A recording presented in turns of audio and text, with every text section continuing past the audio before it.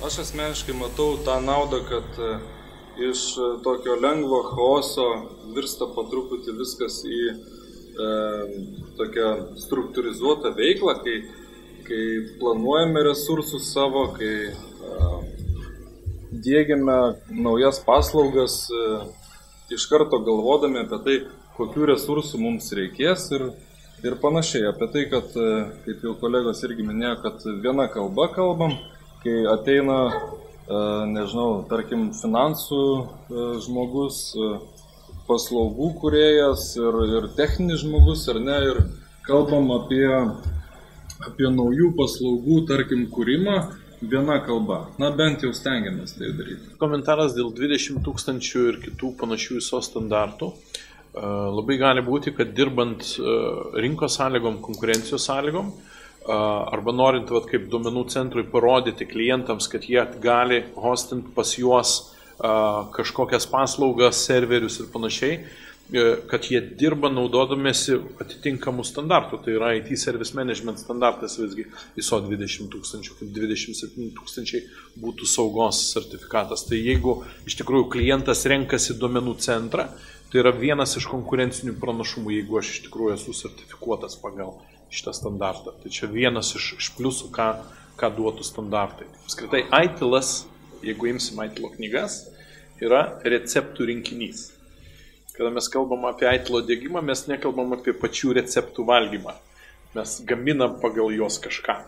Tai ITIL-as, kaip sakė, mes imam atskirą dalį, įmonė nutarė, kad visą procesą padaryti yra pernelyg sudėtinga. Imam atskirom dalim, atskirom procedūrom greičiausiai.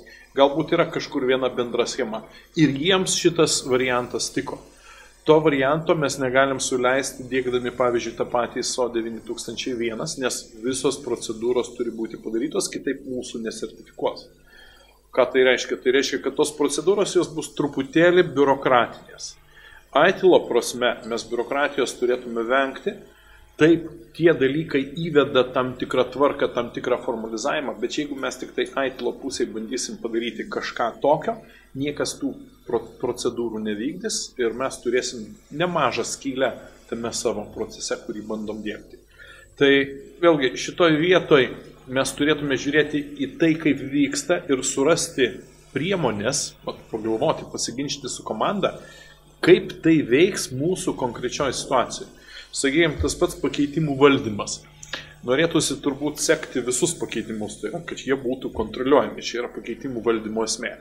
Ar tai reiškia, kad mes uždrausim administratoriui prisijungus, nieko nepasiklausus, pakeisti konfiguracijoje kažką, kuris jaučia, kad šitą padarius, viskas pradės veikti geriau.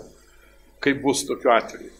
Kiek administratoriai tada norės lysti gilin ir kažką taisyti, jeigu prieš tai jiems reikės užpildyti kažkokią formą ir, pavyzdžiui, kelias dienas laukti patvirtinimą.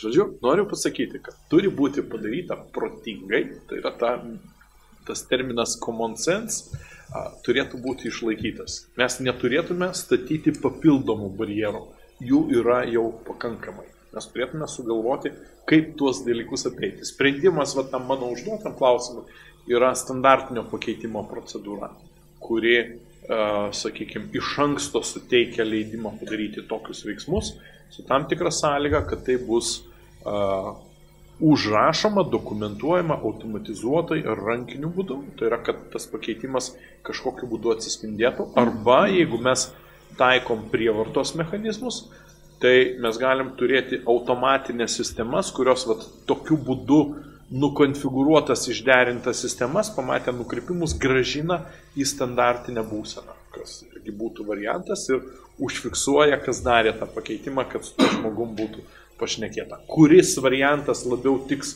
jūsų įmoniai, jūs turite rinktis patys. Lietuvoje, kaip bebūtų keista, nėra susiformavusios bendruomenės. Oficialus toks, labai oficialus jos atstovavimas yra ITSMF forumas, IT Service Management Forum, tarptautinė organizacija. Jeigu mes pasižiūrėsime į tai, kur padaliniai yra įsteigti, pavyzdžiui, Latvijai ir Estai turi pilnus padalinius Lietuvoje, dėl kažkokių, nežinau, kokių reikalų, neturim šito judėjimo. Pirmiausia, ką duoda tas judėjimas, sakykime, dažniausiai, ką aš esu matęs, tai yra žodinėlis. Tai yra konsultantams ar ten jūsų įmonėje nebereikia kurti savo, nes šitą organizaciją rūpinasi, kad ta vieninga kalba išliktų visuose projektuose. Tai, žinau, gal kas nors turit nuomonę, kodėl Lietuvoje ITSMF bendruomenė nesisteigia, nes iš to, kiek čia žmonių susirinko, matosi susidomėjimas didelis. Galbūt 2 organizacijų yra per daug Lietuvai. COVID anksčiau susikūrė ir galbūt dėl to. Gal taip komitas nurinko tos žmonės, bet vėl mes sakėm, ten dominuoja, sakykime, kaip auditorių požiūris. Galbūt šitoj vietoj tas požiūris būtų toks labiau pragmatiškas. Na, bet susirinkimas vienoje ar kitoje grupėje žmonėm reikia išdiskutuoti, aptarti. Tai tiesiog ten ir pasirinko žmonės, kur jau yra sukurtas pagrindas, o naujam kurti pagrindų kartais taip paprasta. Minėjot, kad būtent IT procesų dirbimą yra labai svarbu vadovybės palaikymas, nes be to tai yra sudėtinga. Mano klausimas būtų toks, kaip įtikinti vadovybę, kad jį palaikytų tam tikrų IT procesų diegimą organizacijai? Kokiais argumentais remiantis būtų galima įtikinti vadovybę? Gerai, dabar dėl vadovybės, kodėl dažnai minima, nes ir DNB minėjo, ir aš minėjau. Jeigu taip pasižiūrėsim klasikinę atsakomybių matricą, tą RACI, kuris sako, kas kaip dalyvauja procese, kažkas turi būti atsakingas. Tai yra tas Dievo vaidmuo, ten yra vienas.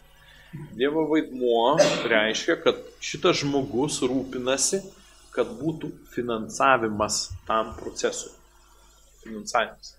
Ar IT gali išskirti finansavimą kažkam, kas išeina už IT ribų, nes jeigu žiūrėsim į kokį nors incidentų valdymą galima suspausti IT ribose, parodyti kaip pliusą kitiems ir šitą dalyką iš savo vidinio IT biudžeto judinti kažkokiu būdu, turint service deską, pavyzdžiui.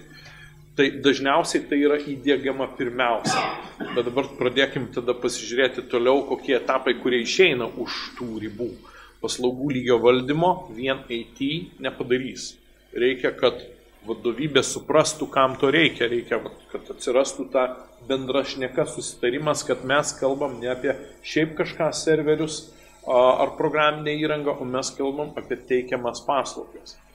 Ir be to aš neįsivaizduoju, kaip toks procesas galėtų įmonėj pradėti judėti. Ir bendra praktika sako, kad jeigu nėra aukščiausio lygio vadovybės palaikymo šitoje vietoje, tas įdiegtas procesas jis bus arba popierinis, arba nutiks taip, kad jam pritrūksim dėmesio, pritrūksim resursų.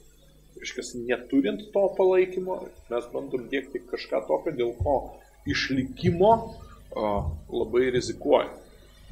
Tai todėl sakau, tas turi būti, o kaip sužadinti susidomėjimą. Aš manau, pirmiausia, tai yra tikrai darbas IT vadovui, nes IT vadovas turėtų būti suinteresuotas parodyti, kad IT organizacija, kuri iš tikrųjų išaugo iš po buhalterijos sparno, nenori ten sugrįžti atgal. Kad įmonė yra svarbus vienetas ir kad jinai gali atnešti savo naudos, suteikti savo vertės. Tai IT vadovas turėtų būti suinteresuotas rodyti iniciatyvą, nes jis vadovų lygyje ten kažkur tai tarp tų aukščiausio lygio vadovų turėtų būti panašiai.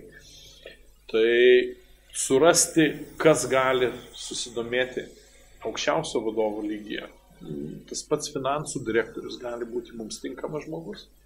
Kažkas iš įmonės tarybos, kas kuruoja IT reikalus, aš nebejoju, kad šitas žmogus žino, ką reiškia IT paslaugų valdymas ir žino, kad ITIL-as yra vienas iš būdų, kurį mes galim panaudoti tinkamai šitiems procesams dėkti.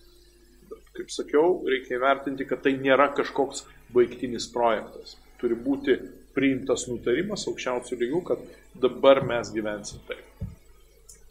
Ir atitinkamai skiriama resursų, skiriama pinigų, kad šitie dalykai pas mus po truputėlį judėtų.